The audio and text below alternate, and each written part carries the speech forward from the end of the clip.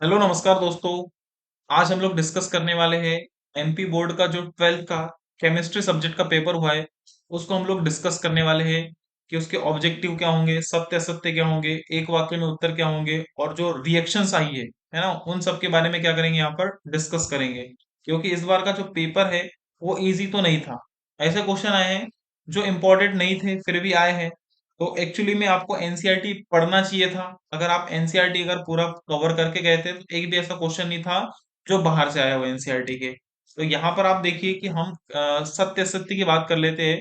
तो अगर सत्य असत्य की अगर बात करें तो ऐसे विलयन जो सभी सांद्रताओं पर राउल्ट के नियम का पालन करते हैं आदर्श विलयन कहलाते हैं। तो हाँ, ये सत्य है ना, ये क्या हो जाएगा आपका सत्य हो जाएगा। तो ये हो गया सत्य। अगर बात करें सेल विभव कैथोड एवं एनोड के इलेक्ट्रोड विभव, जिसे हम लोग क्या बोलते हैं अपचयन विभव का योग होता है। तो योग तो नहीं होता, ये अंतर होता है। तो आपको आपने पढ़ा भी होगा कि E naught cell is equal to E naught, है ना, cathode, E naught cathode minus E naught क्या होता है एनोड होता है ना, ई नॉट क्या होता है एनोड होता है। क्लियर है। तो ये हो गया आपका सेल विभव में कैथोड एवं एनोड के इलेक्ट्रोड विभव के अपचयन विभव का योग नहीं होता, क्या होता है ये अंतर होता है। ये पेन चेंज कर लेते हैं, थोड़ा ज्यादा ये इरिटेट कर रही है। हाँ, अब देखिए कैल्शियम 2+ और मैग्नीशियम 2+ आयन ईडीटी के साथ स्थायी संकुल बनाते हैं, यस बनाते हैं। तो ये क्या हो जाएगा सत्य हो जाएंगे, है ना, ये क्या हो जाएगा सत्य हो जाएंगे। अगर बात करें C2H5O एक सममित ईथर है।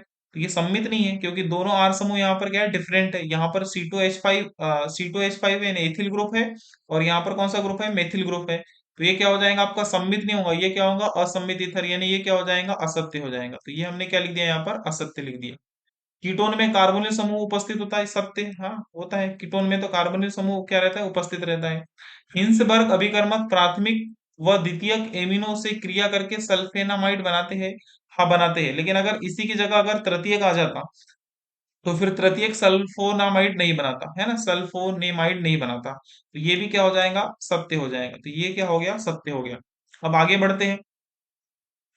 तो ये इंग्लिश में लिखी हुई है। अब हम बात कर लेते हैं यहाँ पर सही जोड़ी की, है ना, मैच द कॉलम की बात कर लेते हैं, मैच द करेक्ट पेयर की बात कर लेते हैं। तो जो सिलिकॉन है, तो सिलिकॉन क्या होते हैं, तो सिलिकॉन क्या होते हैं अर्धचालक, ऐसा आपने फिजिक्स में पढ़ा है ना। सिलिकॉन क्या होते हैं अर्धचालक।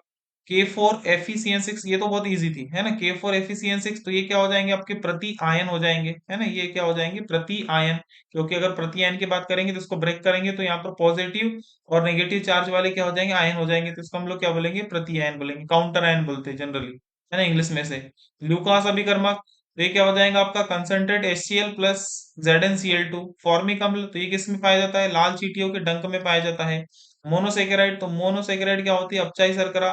रेड्यूसिंग क्या होती है शुगर होती है। तो ये हमने क्या कर लिया मैच द कॉलम यहाँ पर क्या कर लिया करेक्ट कर लिया। फिर अगर बात करें आगे, तो अभी यहाँ पर एक शब्द या एक वाक्य की बात कर लेते हैं। तो एक शब्द या एक वाक्य की अगर बात करें तो यहाँ पर आप देख सकते हैं कि अतिचालक की चालकता का मान होता है। तो अतिचालक है तो चालकता तो बहुत ज्यादा होंगी, तो क्या हो जाएगा इनफाइनाइट हो जाएगा। पोटेशियम डाइक्रोमेट का रासायनिक सूत्र, तो ये तो बहुत इजी है, K2Cr2 क्या हो जाएगा आपका O7। अगर NiCO4 में केंद्रीय धातु परमाणु की बात करें, सेंट्रल मेटल आयन की बात करें, इसमें कौन हो जाएगा निकेल। तो ये भी बहुत इजी क्वेश्चन है। RiRf RbRCl एल्किल हैलाइडो को क्वथनांक के घटते क्रम में लिखिए। तो घटते क्रम का मतलब क्या हो जाएगा पहले बड़ा फिर उससे छोटा फिर उससे छोटा फिर उससे छोटा। तो यहाँ पर आपको याद रखना है कि अगर हेलोजन का साइज बढ़ेगा, है ना, हेलोजन का अगर साइज बढ़ेगा तो उसके क्वथनांक क्या हो जाएंगे बढ़ जाएंगे, है ना। क्वथनांक को क्या बोलते हैं बॉइलिंग पॉइंट बोलते हैं। तो हेलोजन किसका साइज बड़ा है आयोडीन का, तो आयोडीन का क्या होगा यानी Ri का क्या होगा सबसे ज्यादा। उससे फिर उससे थोड़ा कम किसका होगा RbR का। उससे थोड़ा कम किसका होगा RCl का, और सबसे कम किसका होगा RF का। तो ये क्या हो जाएगा इनका ऑर्डर हो जाएगा। पुरुषों की आवाज में भारीपन के लिए उत्तरदायी हार्मोन का नाम लिखिए। तो इसके लिए है गोनेडो, है ना, इसका नाम लिख देते हैं गोनेडो, गोनेडोट्रोपिक हार्मोन। तो ये लिख दिया मैंने यहाँ पर गोनेडोट्रोपिक हार्मोन, गोनेडोट्रोपिक हार्मोन। तो ये भी एनसीईआरटी में जब आपने हार्मोन पढ़ा होगा तब वहां पर आपको पढ़ाया गया होगा। अब बात करें आगे, तो अभी बात करते हैं सही विकल्प की बात कर लेते हैं। तो ये देखिए, दो या दो से अधिक अवयवों का समांगी मिश्रण है ना, होमोजीनियस मिक्सचर क्या कहलाता है, विलियन कहलाता है। वेग में के ए पर 1/2 की पावर है, बी पर 3/2 की पावर है, अभिक्रिया की कोटि। बहुत ही इजी क्वेश्चन है, तो बस आपको इनकी पावर को ऐड करना है। तो ये क्या हो जाएगा, 1/2 प्लस क्या हो जाएगा आपका 3/2। अगर एलसीएम ले लेंगे तो 2, 1 + 3 कितना हो जाएगा 4, कैंसिल आउट कर देंगे कितना आ जाएगा 2 आ जाएगा। तो इसका आंसर क्या आ जाएगा 2 आ जाएगा। संक्रमण तत्व है तो सोडियम कहाँ का है, तो सोडियम कहाँ का है, एस ब्लॉक का है। पोटेशियम भी एस ब्लॉक का है, सीजियम भी कहाँ का है, एस ब्लॉक का है। तो इसका आंसर क्या आ जाएगा टाइटेनियम, क्योंकि आपको पता है ना स्कैंडियम टाइटेनियम। अगर बेंजेल्डेट की बात करें तो जो बहुत सारे मैंने यूट्यूबर्स को देखा है कि जो बेंजेल्डेट का सूत्र ये बता रहे हैं, है ना। अब वो पढ़े ही नहीं है उन लोग ने, बस बता रहे हैं, ऑप्शन ही बता रहे हैं बस। तो इसका जो ऑप्शन है वो क्या हो जाएगा, C6H5 क्या हो जाएगा, CHO हो जाएगा, है ना।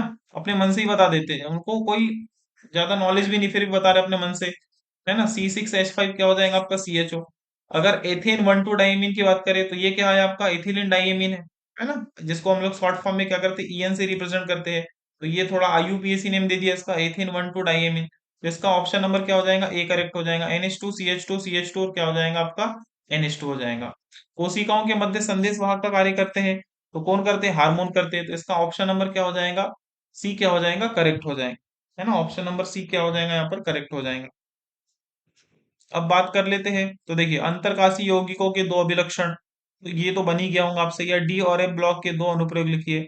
अब ये होमोलेप्टिक संकुल क्या होते हैं, तो जिनमें एक ही प्रकार के लिगेंड हो, जैसे हमारे पास में अभी जो एग्जांपल था NiCO4, तो ये देखो एक ही प्रकार का लिगेंड है, तो होमोलेप्टिक। हेटेरोलेप्टिक में अलग अलग ले लो, तो कोबाल्ट ले लिया, और इधर क्या ले लिया, NH3 का क्या ले लिया, होल्ट वाइज ले लिया NH3 का, और H2O क्या ले लिया यहाँ पर मैंने, H2O क्या ले लिया, 4 ले लिया, है ना। H2O क्या ले लिया, 4 ले लिया। तो दो अलग अलग प्रकार के लिगेंड है, तो ये क्या हो जाएगा आपका हेट्रोलेप्टिक क्या कहलाएगा, संकुल कहलाएगा, कॉम्प्लेक्स कहलाएगा। अगर आगे बात करें तो यहाँ पर इनके नाम, है ना, निम्नलिखित उप सहसंयोजी यौगिकों के सूत्र लिखिए। तो पोटेशियम टेट्रासाइनिडो निकिलेट, तो देखो निकिलेट यानी कि क्या होगा आपका निकिल, टेट्रासाइनिडो यानी क्या हो जाएगा आपका CN का क्या हो जाएगा 4 हो जाएगा, है ना। CN का क्या हो जाएगा 4। अगर मैं इसका ऑक्सीडेशन नंबर निकालूंगा तो +4 आएगा। अब पोटेशियम को बैलेंस करना था, यहाँ पर पोटेशियम कितने ले लेंगे, K2 ले लेंगे, तो इसका नाम क्या हो जाएगा पोटेशियम टेट्रा साइनिडो। और ये क्या हो जाएगा निकिलेट। निकिलेट क्यों बोल रहे हैं, क्योंकि अगर मैं इसे ब्रेक करूंगा तो ये क्या हो जाएगा आपका निगेटिव, निगेटिव क्या हो जाएगा आयन बन जाएगा। निगेटिव आयन में निकिल का नाम निकिल नहीं रहेगा, अब क्या हो जाएगा आपका निकिलेट हो जाएगा। तो ये तो इजी क्वेश्चन थे, है ना। पेंटाइमिन कार्बोनेटो कोबाल्ट थर्ड क्लोराइड, तो सबसे पहले क्या बनाइए आप, कोबाल्ट को बनाइए, तो ये हो गया आपका कोबाल्ट।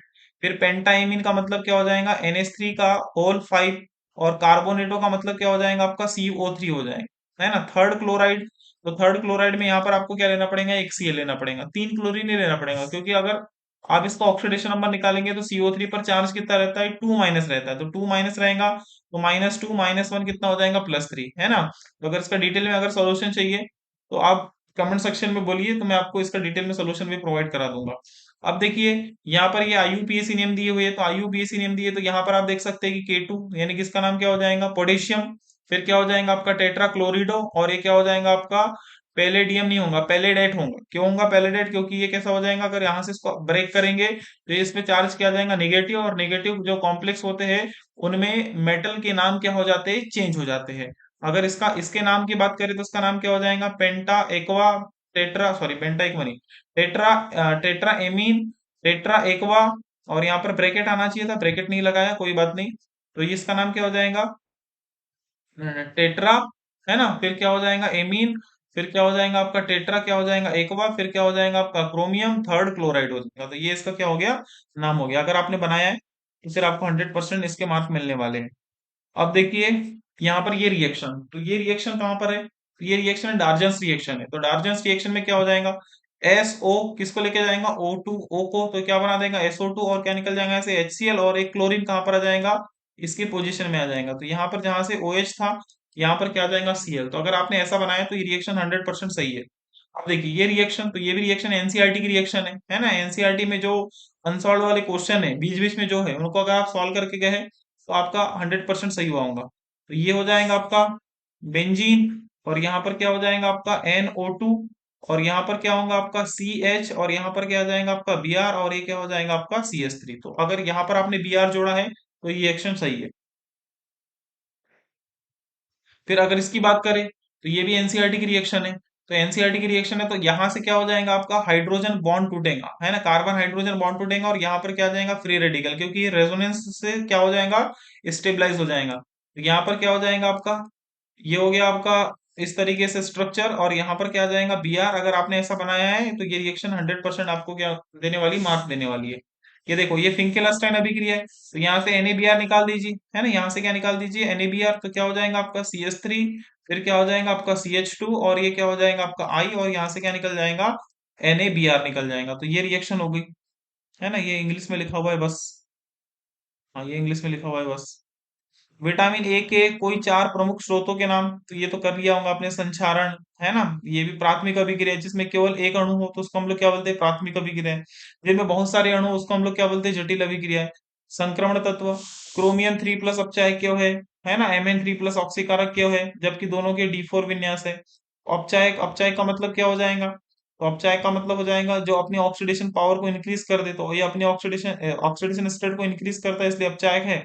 और जो Mn3+ है, वो क्या करेगा यहाँ पर, ऑक्सीकारक, ऑक्सीकारक का मतलब ये इलेक्ट्रॉन गेन करना पसंद करेगा, क्योंकि ये अपनी स्थायी अवस्था में आना चाहता है। इस वजह से ये क्या हो जाएंगे, इनके रीजन हो जाएंगे, है ना, कारण जो भी आपको लिखना है। अब देखिए डाइक्लोरोमेथेन, यानी कि ये किसके बारे में दिया है, ये क्लोरोफॉर्म के बारे में दिया है। डाइक्लोरो के ट्राइक्लोरो, अच्छा डाइक्लोरोमेथेन के बारे में दिया है, ओके ओके, क्लोरोफॉर्म नहीं है, तो ये तो टेट्राक्लोरोमेथेन के बारे में बना सकते थे। ये डाइएजोटीकरण क्या है, तो ये तो बहुत ही इजी है। डाइएजोटीकरण क्या है ना, क्या लेना है आपको, एनिलीन फिर NaNO2+HCl, है ना, 0 to 5 डिग्री सेल्सियस गर्म करना है। तो फिर क्या हो जाएगा, बेंजीन पर N2+, और क्या हो जाएगा आपका Cl-, हाफमैन ब्रोमोमाइड निम्नीकरण, ये भी रिएक्शन इजी है। अभिक्रिया की कोटि या आणविकता, ठीक है, ये तो इजी क्वेश्चन था। न्यूमेरिकल, है ना, तो अगर आपसे न्यूमेरिकल नहीं बनाए तो न्यूमेरिकल का भी आपको सोल्यूशन प्रोवाइड किया जाएगा, टेंशन मत लीजिए। देखो दोनों न्यूमेरिकल एनसीईआरटी के ही है। अब देखिए यहाँ पर अगर बात करें इन रिएक्शन की, है ना, तो अगर इन रिएक्शन की अगर बात करें तो यहाँ पर क्या होगा, है ना, तो यहाँ पर आप देखिए कि यहाँ पर ये जो रिएक्शन है ना, ये है ईथर की रिएक्शन। और जनरली मैक्सिमम लोगों ने क्या किया होगा, बॉन्ड यहाँ से ब्रेक किया होगा, इसको H दे दिया होगा, इसको Br दे दिया होगा, लेकिन ऐसा नहीं है। ये HBr है ना, यहाँ पर कितने लेना पड़ेगा आपको, दो लेना पड़ेगा। और ये दोनों क्या बना के देंगे, देखो ये बना के देंगे CH3, CH2 और क्या बना के देंगे, ये Br, है ना, और यहाँ पर क्या बनेगा आपका CH3, क्या बनेगा आपका Br बनेगा, है ना। तो इस तरह से इसकी रिएक्शन होने वाली है। यानी कि यहाँ पर क्या हो जाएगा आपका, इसको दो HBr लेंगे तो देखो दो H, और ये ऑक्सीजन, यहाँ से क्या निकल जाएगा वाटर, एक Br इसको दे दो। अगर नॉर्मल मैकेनिज्म नहीं समझना है तो, है ना, एक Br इसको दे दो और एक Br इसको दे दो, तो बैलेंस करके नहीं दिया था। ये रिएक्शन मोस्ट इंपॉर्टेंट रिएक्शन है ना। तो इसमें तो क्या हो जाएगा, जिंक किसको लेके जाएंगे, ऑक्सीजन को, और फाइनली यहाँ पर क्या बन जाएगा, बेंजीन बन जाएगा। तो मोस्ट इंपॉर्टेंट रिएक्शन है, ये तो बताया गया था आपको। अब आप देखिए कि ये रिएक्शन, तो ये रिएक्शन क्या हो जाएंगी, तो यहाँ पर आप H2 को ब्रेक कर दीजिए, और यहाँ पर मार्कोनिकॉफ नियम लगा दीजिए, तो क्या हो जाएगा आपका CH3, और ये क्या हो जाएगा आपका CH, और ये हो गया OH, और ये क्या हो गया आपका CH3। यानी कि यहाँ से H2 को ब्रेक कर लिया आपने, तो H2 को ब्रेक करेंगे तो H+, है ना, और OH-, तो OH- कहाँ पर अटैक करेगा, जहां पर नंबर ऑफ हाइड्रोजन क्या हो, कम हो, तो नंबर ऑफ हाइड्रोजन यहाँ पर कम है, तो यहाँ पर OH अटैक करेंगे और यहाँ पर H अटैक करेंगे। अब देखिए सांद्र HNO3, तो सांद्र HNO3, तो यहाँ पर क्या बनने वाला है, पिक्रिक एसिड बनने वाला है। पिछले बार पिक्रिक का IUPAC ने कुछ पूछ लिया था, इस बार रिएक्शन ही दे दिया, तो ये रिएक्शन तो इंपॉर्टेंट है। अब यहाँ पर आपको कितने लेना पड़ेगा, ये 3 लेना पड़ेगा, क्योंकि कंसंट्रेट है, तो कंसंट्रेट है तो इसके नंबर ऑफ मॉलिक्यूल्स क्या होंगे, बहुत ही क्या होंगे, यहाँ पर ज्यादा होंगे। तो यहाँ पर अगर देखे तो ये क्या हो जाएगा आपका बेंजीन, और बेंजीन पर क्या हो जाएगा OH, और ये हो गया आपका NO2, और ये क्या हो जाएगा आपका NO2 हो जाएगा, है ना, और यहाँ से क्या निकल जाएगा आपका थ्राइस, क्या निकल जाएगा H2O, क्या हो जाएगा बाहर हो जाएंगे। तो अगर आपने ऐसा बनाया है, तो आपको 100% मार्क मिलेंगे। अब आप देखिए कि ये बस हाँ, अब इन रिएक्शन को देखिए, ये रिएक्शन इंपॉर्टेंट है। अब आप देखिए कि अगर इसकी बात करें तो यहाँ पर क्या बनेगा, तो यहाँ पर होने वाला है आपका CH3। तो यहाँ पर आप देखिए कि ऐसा होगा, अगर इसको ओपन करेंगे तो ये क्या हो गया आपका CH3, फिर ये क्या हो गया आपका CH3, फिर ये भी क्या हो गया आपका CH3 हो गया। फिर यहाँ पर आने वाला है आयोडीन, है ना, और यहाँ से क्या निकल जाएगा आपका C2H5, क्या निकल जाएगा OH निकल जाएगा। क्योंकि देखो यहाँ से अगर बॉन्ड को ब्रेक करोगे तो क्या बनेगा, कार्बोकेटाइन, और कार्बोकेटाइन बनेगा तो 3 डिग्री कार्बोकेटाइन क्या होते हैं, मोर स्टेबल होते हैं। तो आयोडीन यहाँ पर अटैक करेगा और H यहाँ पर अटैक करेगा, तो इस तरह से इसकी क्या हो जाएंगी, रिएक्शन हो जाएंगी। और ये रिएक्शन तो कब पढ़े थे, जब हम मेथिनॉल के बारे में पढ़ रहे थे, तो मेथिनॉल बनाने की विधि, है ना, एनसीईआरटी में लिखी हुई है रिएक्शन सेम टू सेम। तो यहाँ पर क्या बनाना है आपको, मेथेनॉल। तो मेथेनॉल का फॉर्मूला क्या होता है, CH3 क्या होता है, OH होता है। तो कुछ मत करना है आपको, कुछ नहीं करना है आपको। यहाँ पर इसको 3 हाइड्रोजन देना है और ऑक्सीजन को 1 हाइड्रोजन देना है, तो CH3 क्या हो जाएगा, OH हो जाएगा। अब देखिए ये जो रिएक्शन है ना, सही तो है मेरे हिसाब से, लेकिन यहाँ पर ऐसा दे देना चाहिए था एक्वस। एक्वस का मतलब क्या होता है, जलीय। तो फिर 100% ये रिएक्शन क्या हो जाती, सही हो जाती। तो यहाँ पर क्या हो जाएगा, बेंजीन, और बेंजीन पर क्या हो जाएगा आपका OH, यहाँ पर क्या आ जाएगा आपका Br, और ये क्या हो जाएगा, Br हो जाएगा। क्लियर है, तो ये इस तरह से रिएक्शन हो जाएंगे, और यहाँ से क्या निकल जाएगा आपका, थ्राइस HBr क्या हो जाएगा, बाहर हो जाएगा। तो 3 ब्रोमीन को आपको कहाँ पर अटैक कराना है, ऑर्थो और पेरा पोजीशन पे क्या कराना है, अटैक कराना है। अब देखिए तनु HNO3, दोनों रिएक्शन दिया कंफ्यूज करने के लिए, है ना, और दोनों रिएक्शन आपने पढ़ा भी एनसीईआरटी में। तो इसको अगर आगे बढ़ा दे तो यहाँ पर हम लिख लेते हैं। तो ये अगर तनु HNO3 दिया है तो यहाँ पर कौन से बनेंगे, एक ऑर्थो प्रोडक्ट बनेगा और क्या बनेगा, एक पेरा प्रोडक्ट बनेगा। तो OH और ये क्या दिया आपका NO2, तो ये एक बनेगा, और एक क्या बनेगा आपका पेरा प्रोडक्ट। तो ये हो गया आपका OH और ये क्या हो गया NO2। तो इस तरीके से क्या बन जाएंगे, इसके प्रोडक्ट बन जाएंगे, ये ऑर्थो प्रोडक्ट और ये क्या बन जाएगा, पेरा प्रोडक्ट। अगर आपने ऐसा बनाया है तो आपको मार्क मिलेंगे। बस ये इंग्लिश में लिखा हुआ है। गाटरमैन कोच रिएक्शन इजी है, इटार्ट रिएक्शन इजी है, स्टीफन रिएक्शन इजी है, फ्रेडल क्राफ्ट रिएक्शन भी इजी है। ये तो इजी क्वेश्चन था। फिर आप देख सकते हैं क्वथनांक में उन्नयन की परिभाषा, तो ये देख सकते हैं एलिवेशन इन बॉइलिंग पॉइंट, ये भी इजी है ना, बस आपको यहाँ पर प्रूफ करना है। हाँ अब इसको देख लेते हैं, ये लास्ट है। अब देखिए 1 लीटर यानी कि 1 क्यूबिक डेसीमीटर विलयन में घुले हुए विलय के मोलों की संख्या उस विलयन की क्या कहलाती है, मोलरता। तो ये तो बन ही गया होगा सबसे, मोलरता कहलाती है। प्रथम कोटि की अभिक्रिया की वेग स्थिरांक की इकाई क्या होती है, सेकंड इनवर्स होती है, तो ये सेकंड इनवर्स हो गया। फेलिंग अभिकर्मक 2 विलयन, फेलिंग विलयन ए और क्या होता है आपका, फेलिंग, है ना, फेलिंग विलयन किससे बनता है, बी से बनता है। तो दोनों को आपस में मिक्स कर देते हैं तो क्या बन जाता है, फेलिंग विलियन ए और फेलिंग विलियन बी से फेलिंग विलियन बन जाता है। निम्नतर एलिफेटिक एमीन मछली के समान गंध वाले होते हैं, तो ये क्या लिख दिया हमने यहाँ पर, मछली के समान गंध वाले होते हैं। ये भी एनसीईआरटी की लाइन पूरा कॉपी पेस्ट कर दिया है। ग्लूकोज प्रकृति में मुक्त अथवा संयुक्त अवस्था में पाया जाता है, तो संयुक्त अवस्था में पाया जाता है ना, तो ये भी ठीक है। यदि तीसरा एमिनो अम्ल डाइपेप्टाइड के साथ संयोग करता है तो क्या बना देगा, ट्राई पेप्टाइड बना देगा। तो ये क्या हो गया आपका, ट्राई क्या बना दिया, पेप्टाइड बना दिया, है ना, ट्राई पेप्टाइड बना देगा ये। अब ये इंग्लिश में दिया हुआ है। अच्छा हमारा PDF खत्म हो गया। तो अगर आपको और भी आंसर चाहिए तो कमेंट सेक्शन में कमेंट करिए, है ना। आपको बहुत सारे इन सब के ऑप्शन क्या करा दिए जाएंगे, प्रोवाइड करा दिए जाएंगे।